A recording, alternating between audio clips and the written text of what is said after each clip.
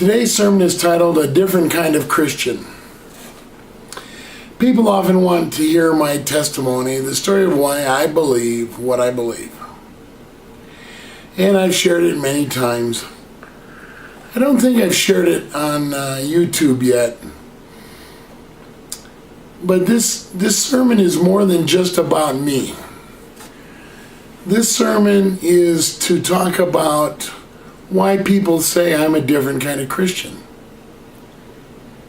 But that's still about me. What I really want you to think about is,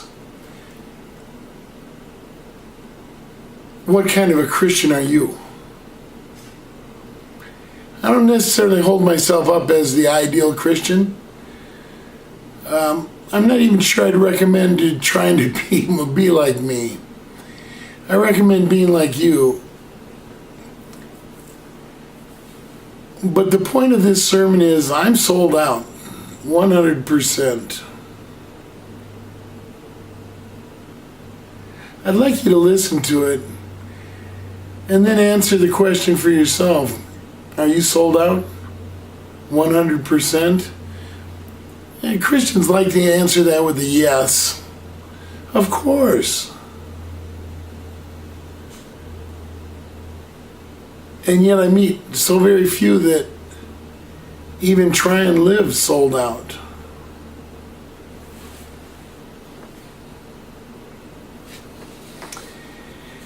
God still works the same way today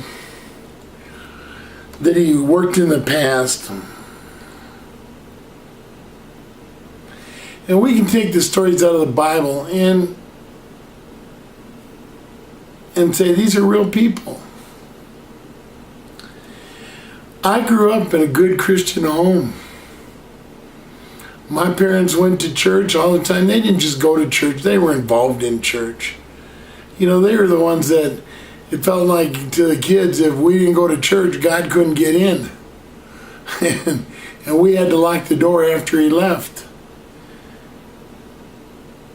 And they loved me. Went to Little League. Went to band concerts, went to Pee Wee football, through high school football. They showed up at whatever I did. They were good Christians. It didn't take.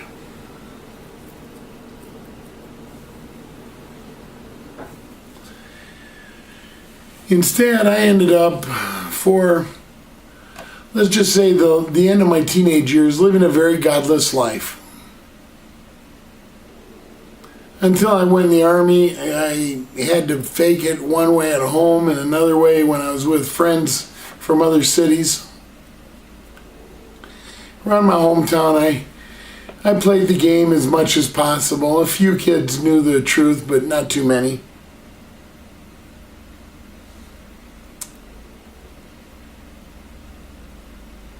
During that time, I became a very good thief.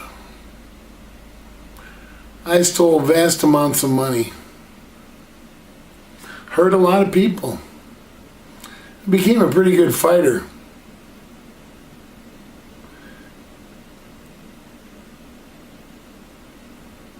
It wasn't a good life.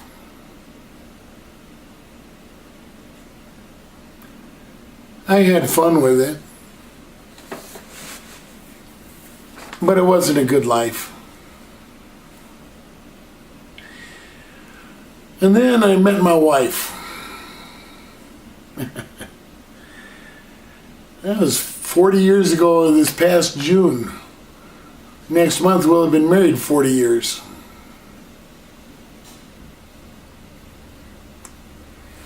She grew up in a good Christian home too.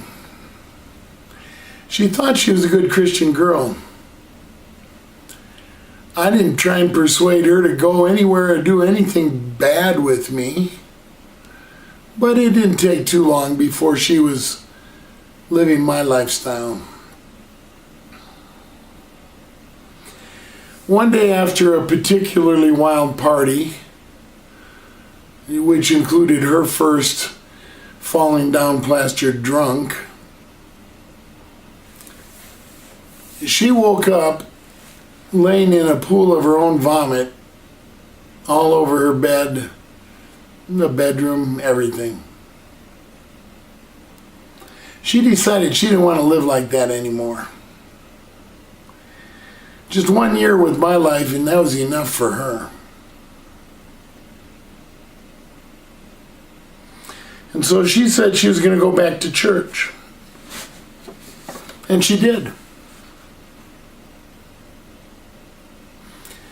She didn't try and get me to go with. She just said, I'm going to church Sunday, and I said, okay. And Saturday she reminded me, and I said, okay. And Sunday she went. And that went on for a little while. And I was in the Army at the time, and I had to go on maneuvers for 30 days.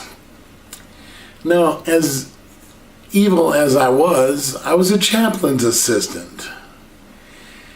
And I served a very devout Catholic priest, Francis Xavier Brett. And during this 30 days, the only entertainment the GIs had was, we were at a very isolated, remote place on the big island of Hawaii. And the GIs had one movie, and they played the same movie all month. And that particular trip was the movie Shampoo.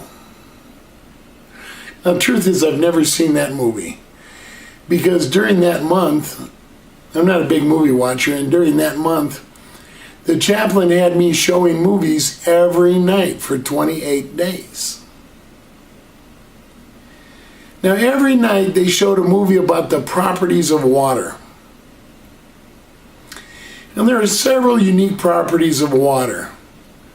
The adhesive property and so forth. The one that really fascinated me was that water is the only substance on Earth that goes from, all substances go from air, gas, to liquid, to solid. But water is the only one where gas is lighter than liquid, but liquid is not lighter than the solid. On most properties, the solid is the heaviest. On most compounds, solid is the heaviest. Water is the only one where it's not. Ice floats. That's solid water. All right? Without that property and the other properties of water, this would be a dead planet. The movie was saying there must have been a designer. And I have since looked around the world at many, many, many things, and at the universe. And I marvel that anyone cannot see that there had to be a designer. The other two movies were about the last week of Christ's life. And I showed those every other night. Now, every night I showed the water one. Now, the one movie was really good, but it didn't really hit home with me. You know what I mean? But the other one kind of rushed through the last week of Christ's life from Palm Sunday to Easter Sunday. And then it really focused in on, for half the film, about the empty tomb. Where's the body? If the Romans have the body, or the Jews have the body, they'd produce it and tell these stupid Christians, shut up, here's your God.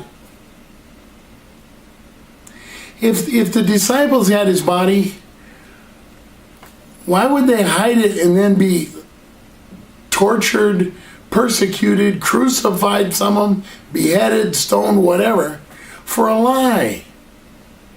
That's like, all right, we're going to start a new religion. I need 12 people that want to volunteer to be tortured and crucified. Oh, and I need one to volunteer to be really tortured and crucified. For a lie. It didn't make sense.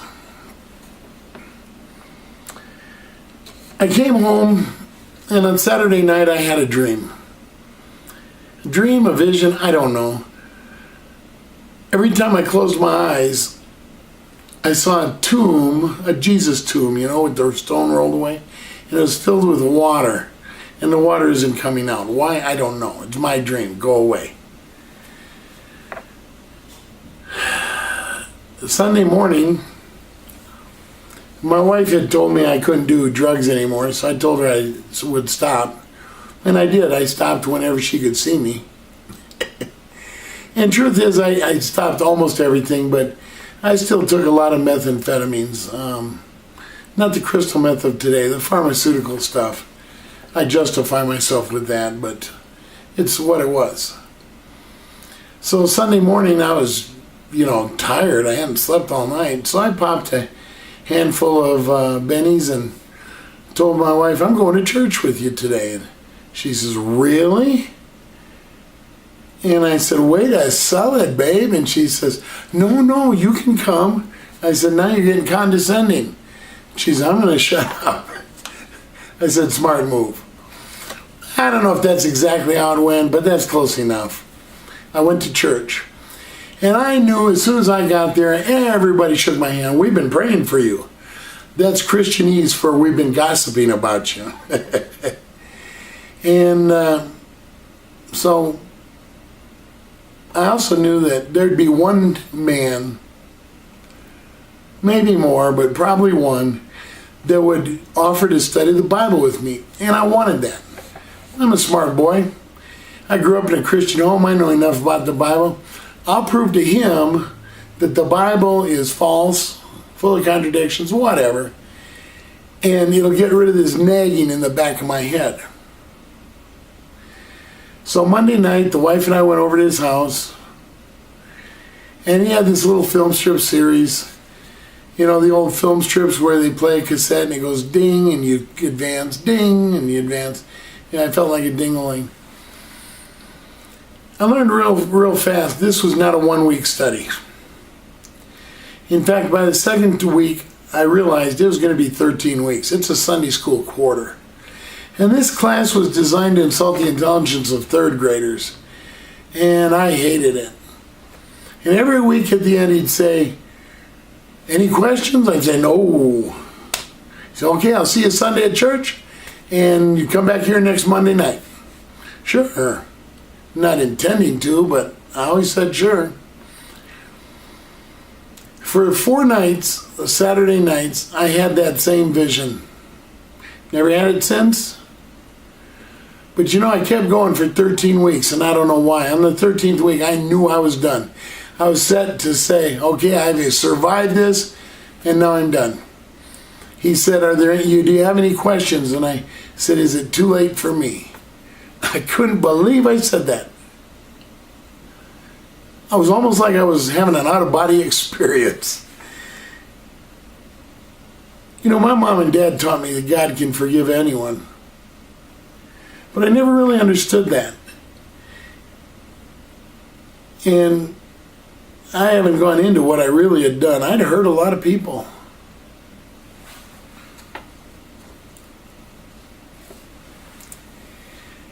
That night,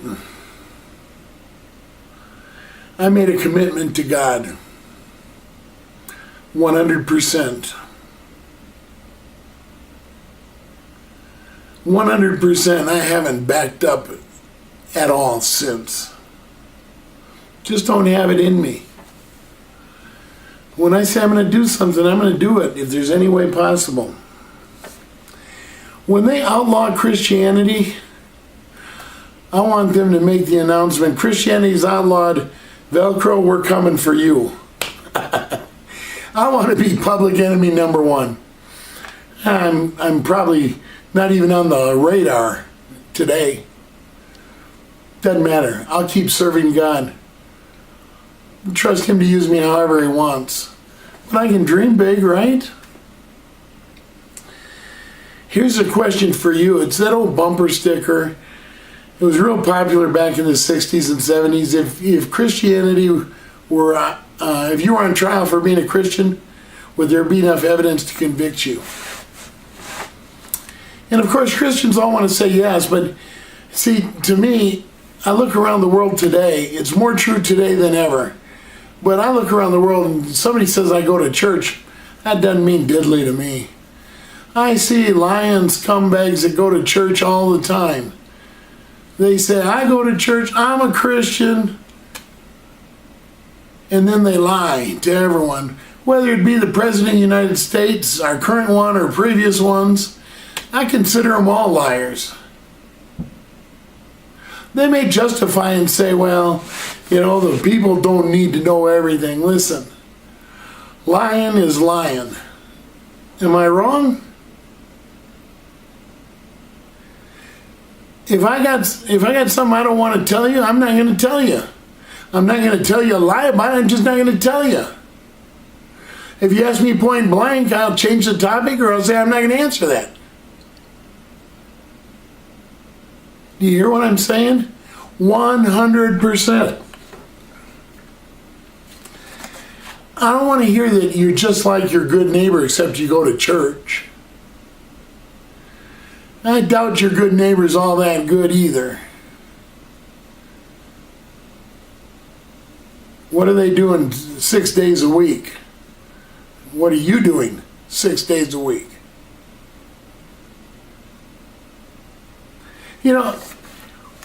When I say 100%, I'm thinking about, there's a saying I heard in the workplace, you can't talk about religion or politics at work. Why? People talk about politics at work all the time.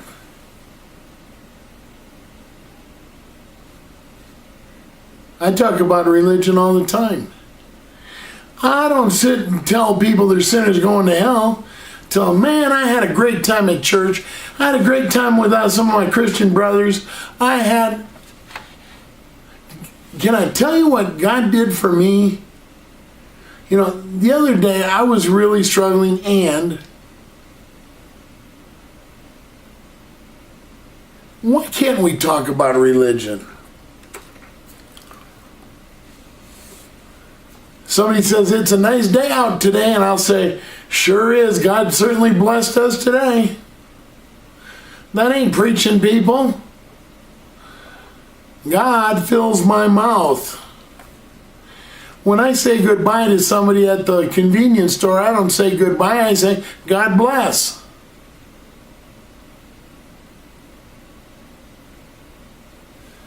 A 100% sold out for God. That the words coming out of my mouth would be a blessing. Do I fall short? Sure. Do I do my best? Well, sometimes I'm wondering, but yeah, I do. All right? I'm human. Sue me, you won't get anything, I'm broke. Here's my number one super secret ultimate witnessing weapon.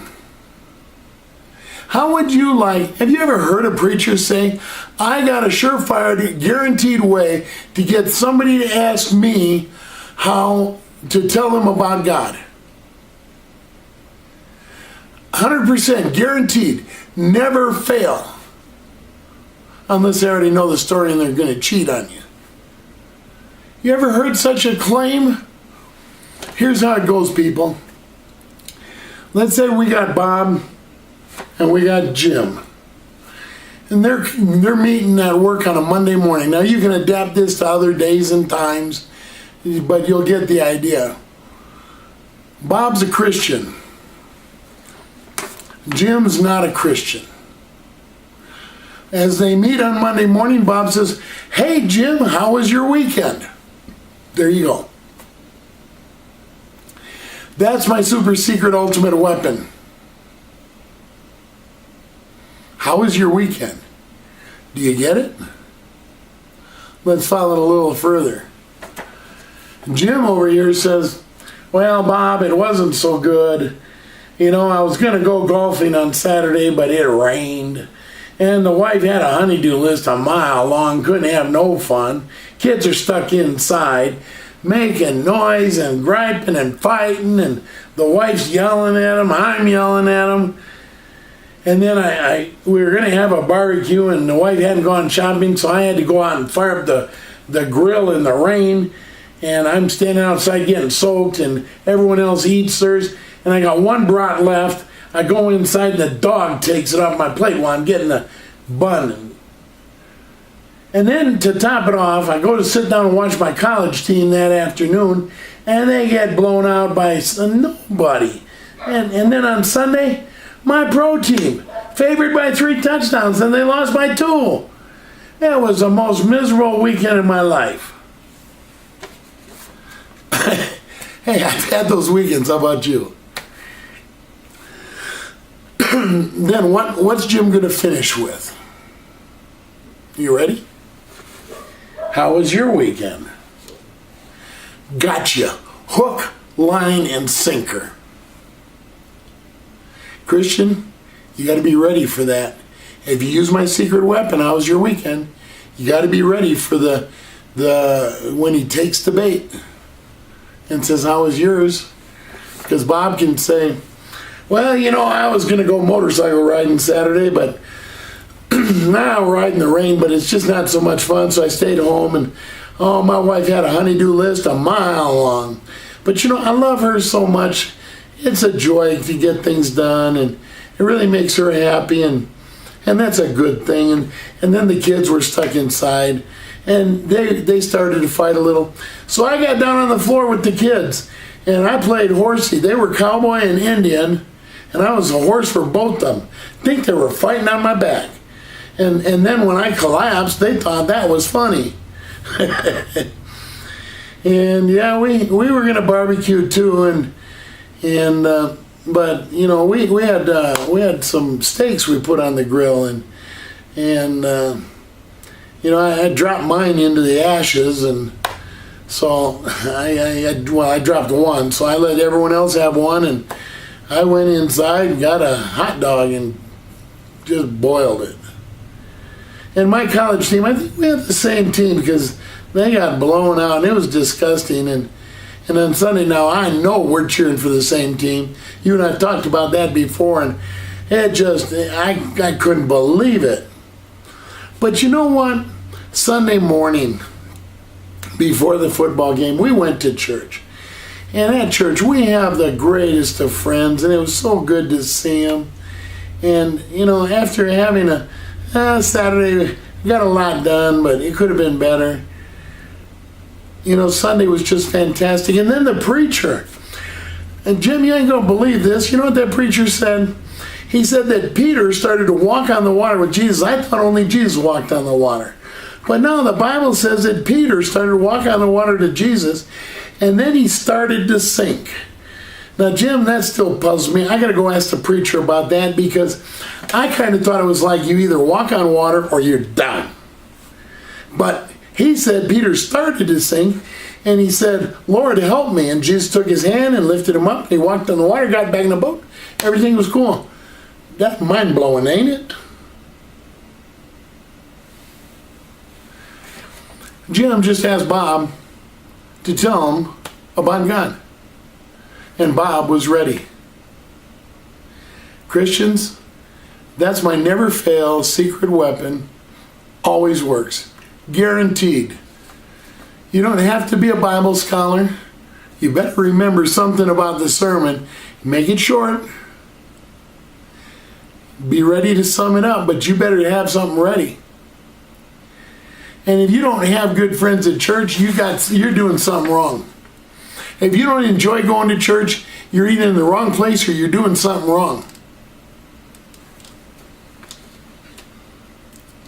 I'm talking about commitment here, people. See, I'm thinking every minute of every day, is there something I can say on this conversation? Is there something I can say to this person and what's happening in their life where I can help them, encourage them, and maybe, just maybe, I might accidentally find a way to stick God's name in there. I went through something similar, and maybe not as bad as yours, but, God helped me through. And let me tell you how he did that. He showed me a way, boom. Might be the last time I mentioned God, but I got God in there, okay? Are you with me? Do you hear what I'm saying? When I talk about commitment, I'm thinking, Jesus, he spoke about commitment. He said, no man puts his hand to the plow and looks back and is any good. I don't care if you're plowing with oxen and an old steel plow, or you're plowing with a big old John Deere tractor. You got to look straight ahead. You cannot go straight ahead if you're looking back. It don't work. It don't work with a plow. It don't work in a car. You try driving your car with a big old blindfold in front of you and all you can see is your mirrors. Ain't gonna happen, people. You're gonna crash. Jesus, when he talked about commitment, he said, you got to take up your cross daily and follow me. And he said that before his crucifixion. But they already knew what a cross was. That's commitment. He didn't say on Sunday. He didn't say when the occasion arises. I heard a preacher recently tell me, he outright said, he doesn't always have time to witness to people. People, I don't understand this. This is one of our leaders in our churches. Listen, the Great Commission is our number one priority. Go into all the world and teach the gospel. If somebody comes up to me and says, tell me about God, I might send my wife a text and say, going to be late for dinner, honey. But I am not leaving there until I've had a chance to share and talk with that person. Jesus said in John 15:1 and 2, God is the vine dresser, I am the vine. Any branch that does not bear fruit in me is going to be cut off and burned up. Producing fruit. That's what we're supposed to be doing. My challenge to you is, are you committed to producing fruit? And if you're not a Christian and you've listened this far, I got to ask you, why are you still listening? This wild-eyed fanatic, he's just going on. I'm going to ask you right now, what's holding you back? You heard my testimony. How do you explain water? How do you explain the empty tomb? And other people have other reasons for believing, and there's a lot of them. Those were my reasons. But if you're not a Christian, or if you aren't a 100% committed Christian, I ask, what's holding you back? As one pastor I had used to say, if you're not willing, are you willing to be made willing? Think about it. Once upon a time, God was ready to wipe out mankind. But there was Noah. Now, I'm sure other people believed in God, but Noah was committed to God. When the Israelites rebelled against God and wanted to choose a king, God chose Samuel to anoint his king, because he knew Samuel was faithful. When Israel was challenged by Goliath, many Israelites said they served God, but they were afraid to stand up. David stood up. He was committed to God. During Elijah's time, the Bible tells us there were many others that were faithful to God, but Elijah's the only one that confronted the king. You know, the king, the one that can say off with his head. Elijah faced all the many prophets of Baal. He was committed to God. Peter was a little bit different from the rest of the disciples and probably most of the world around him. Now, my middle name is Peter, and I like to think that that's not an accident. Peter was a little bit different. But there is no doubt he was committed to God. Paul was a whole lot different. Paul's favorite saying, I've said this before, was, hey, there's a city I haven't been beaten up in. Let's go over there. He was different, but he was committed to God. Timothy was different and committed, and Titus, and so on. But you know, out of all the people in the Bible, that's only a few. That's only a few that stand out as committed. Now there's a lot more than that. But you think about the vast numbers, and we're talking a very small percentage of people. Those are old stories out of the Bible. And they were committed, sure, but that was a long time ago. I started out telling you God hasn't changed. Still works the same way today as he did back then, if we let him. Are you willing to stand up when everyone else is quivering in fear and hiding from the giants? Are you willing to stand up and face the power of the political system when everyone else is hiding? Are you willing to stand up when the rest mock God?